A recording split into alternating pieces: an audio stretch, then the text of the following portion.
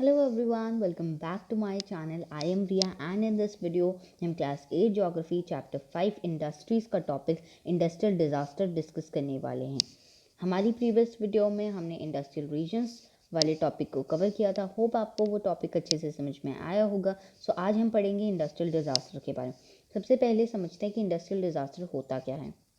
In industries, accidents, disasters mainly occur due to technical failure or irresponsible handling of hazardous material.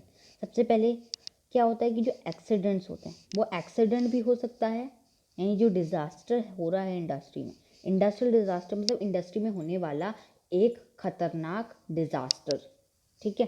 तो वो accident होगा या disaster कहें हम उसे, एक्सीडेंट या डिज़ास्टर भी कह सकते हैं। Mainly occur due to technical failure, technical चीज़ों की वजह से भी हो सकता है। टेक्निकल चीज़ें मीन्स इलेक्ट्रिसिटी या और भी जितने आपके केमिकल्स होते हैं, इंडस्ट्रीज में अलग अलग टाइप के केमिकल्स होते हैं, उनकी वजह से, या जितने भी मतलब बहुत ही जो डेंजरस चीज़ें जिन्हें हम घर में नहीं रखते वो सिर्फ इंडस्ट्रीज़ में ही होती हैं। और irresponsible handling of hazardous material, hazardous मतलब होता है कोई डेंजरस जो चीज़ होती है उसकी इररिस्पॉन्सिबल हैंडलिंग, मतलब उसकी अच्छे से सुरक्षा कर दें। हमें ऐसा हमारा इम्प्रूवमेंट होना चाहिए कि जितनी भी खतरनाक चीज़ें हैं उनके लिए एक अलग से सेफ्टी बनाई जाए। हमारा जो आगे हम पढ़ेंगे उसमें हम रिस्क रिडक्शन मेजर्स के बारे में ही पढ़ेंगे कि हम कैसे इंडस्ट्रियल डिज़ास्टर से बच सकते हैं। सो हमें ज़्यादा सेफ्टी रखनी चाहिए। हजार्डस मटेरियल की इरिस्पॉन्सिबल हैंडलिंग की वजह से भी डिज़ास्टर होने का बहुत ज़्यादा चांसेस होता है, ठीक है। नेक्स्ट हम पढ़ने वाले हैं टू वर्स्ट इंडस्ट्रियल डिज़ास्टर्स। उनमें से एक है भोपाल गैस ट्रेजिडी और दूसरा है गैस ब्लो आउट इन गाँव कियो।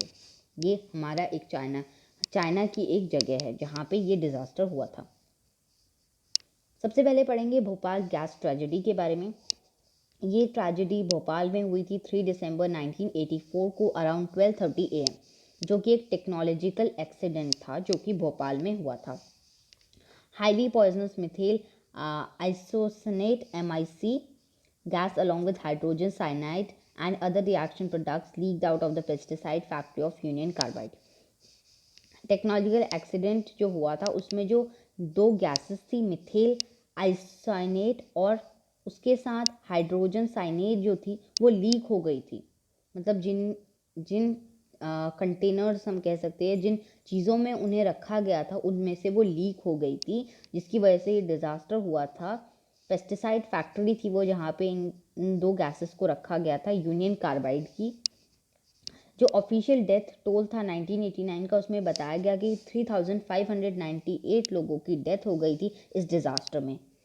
Thousands who survive still suffer from one or many ailments like blindness, impaired immune system, gastrointestinal disorders, etc.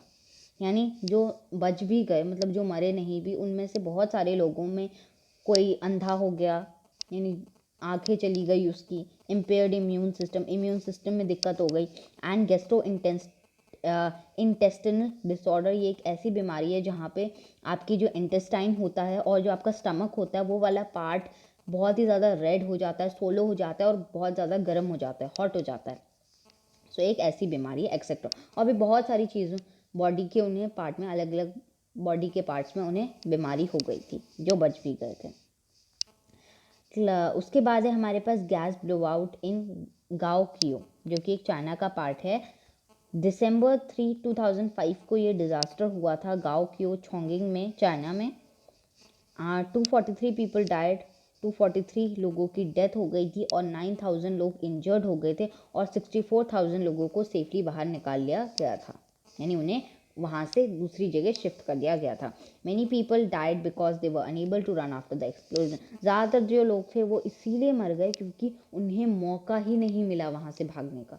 इतनी भगदड़ मच गई होगी उस टाइम पे जब ये डिज़ास्टर हुआ, इतनी भगदड़ में कितने लोगों को वहाँ से भागने तक का चांस नहीं मिला।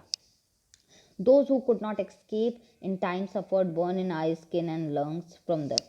जो उस टाइम पे नहीं वहाँ से भाग पाए या जो भाग नहीं भी पाया, अगर वो बच भी गया कोई उनमें से, तो उसकी जो आँखें थी, सॉरी, आइज़ बर्न हो गई थी, स्किन बर्न हो गई थी, बहुत सारे पार्ट्स की जो स्किन थी, आँखें जल गई थी और लंग्स में भी बहुत ज़्यादा क्या हुआ था, उसका इफेक्ट हुआ था लंग्स में, जो गैस जो थी वो चली गई थी, उसकी वजह से लंग्स में भी बहुत प्रॉब्लम हुई थी उनके। एंड अब हमारा जो लास्ट टॉपिक है वो है कि हम इन सब चीज़ों से कैसे बच सकते हैं। अब मान लीजिए डिज़ास्टर हो गया तो हम कैसे इन सब चीज़ों से अपने आप को बचा सकते हैं। सबसे पहला है हमारे पास densely populated residential area should be separated far away from the industrial areas. ये सबसे मेन पॉइंट है कि जो डेंसली यानी जहाँ पे सबसे ज़्यादा लोग रहते हैं वहाँ पे हमें इंडस्ट्रीज़ को नहीं बनाना चाहिए, वहाँ से दूर ही बनाना चाहिए, क्योंकि जो जगह ज़्यादा पॉपुलेटेड है वहाँ पे लोगों की डेथ का खतरा बहुत ज़्यादा हो जाता है, तो हमें दूर ही बनाना चाहिए। People staying in the vicinity of industry should be aware of the storage of toxins or hazardous substances and the possible effects in case if an accident occurs. सबसे पहले विसिनिटी मतलब होता है जो आसपास में रहते हैं। विसिनिटी मतलब जो लोग आसपास में रहते हैं उन्हें अवेयर करना चाहिए कि हाँ इस इंडस्ट्रीज में इतने सारे हार्मफुल गैसेस हैं या टॉक्सिन्स हैं या इतने सारे हार्मफुल केमिकल्स हैं, और उन्हें इन चीज़ों के बारे में अवेयर कराना चाहिए ताकि अगर कोई एक्सीडेंट अकर हो जाता है, मतलब बाई चांस अगर कोई एक्सीडेंट अगर हो भी गया तो वो अपने आप को बचा सकें मेजर्स के थ्रू। ठीक है। Fire warning and fighting system should be improve. आग लग जाती है इंडस्ट्री में किसी वजह से, तो उसके लिए हमें हमारा सिस्टम इम्प्रूव करना चाहिए, या फाइटिंग सिस्टम, अगर कोई केमिकल की वजह से कुछ रिएक्शन हो जाता है तो उसके लिए भी हमें हमारे सिस्टम को इम्प्रूव करना चाहिए। क्योंकि ज़्यादातर जगह क्या होता है, अगर एक्सीडेंट हो भी जाता है तो जो मान लीजिए किसी इंडस्ट्री में आग लगी तो फायर फाइटर वालों को आने में ही इतना टाइम लग जाता है कि आग ज़्यादा फैल जाती है और बहुत सारे लोग उनके आने से पहले ही मर जाते हैं। इसको हमें इम्प्रूव करना चाहिए। Storage capacity of toxic substances should be limited, यानी हमें इंडस्ट्रीज में लिमिटेड स्टॉक, यानी पहले से ही फ्यूचर के भी सोच के बहुत सारे टॉक्सिन्स रख लिए, क्योंकि उससे ज़्यादा हमारा जो खतरा है वो बढ़ जाता है। Pollution dispersion qualities in the industry should be improve, यानी हमें ऐसे मेजर्स को लेना चाहिए जिससे पोल्यूशन ना हो, क्योंकि पोल्यूशन भी एक मेन कॉज है इंडस्ट्रीज़ का, जिसकी वजह से लोगों की डेथ हो रही है दिन पर दिन। यानी जो आसपास में इंडस्ट्रीज़ के रहते हैं उनका जो लंग्स है, उनका जो स्टमक है, उसमें जो गैस है और जो हजार्डस मटीरियल है वो उनकी बॉडी में रोज़ जा रहा है थोड़ा थोड़ा, उसके बाद कुछ टाइम के बाद उनकी डेथ हो जाती है। हमें जो पोल्यूशन डिस्पर्जन क्वालिटीज़ हैं उन्हें भी इम्प्रूव करना चाहिए। आज का टॉपिक इंडस्ट्रियल डिजास्टर, होप आपको अच्छे से समझ में आया होगा। कोई भी डाउट या क्वेरीज हैं so free to ask in the comment section below. हम मिलेंगे हमारी नेक्स्ट वीडियो में। Till then bye and take care everybody.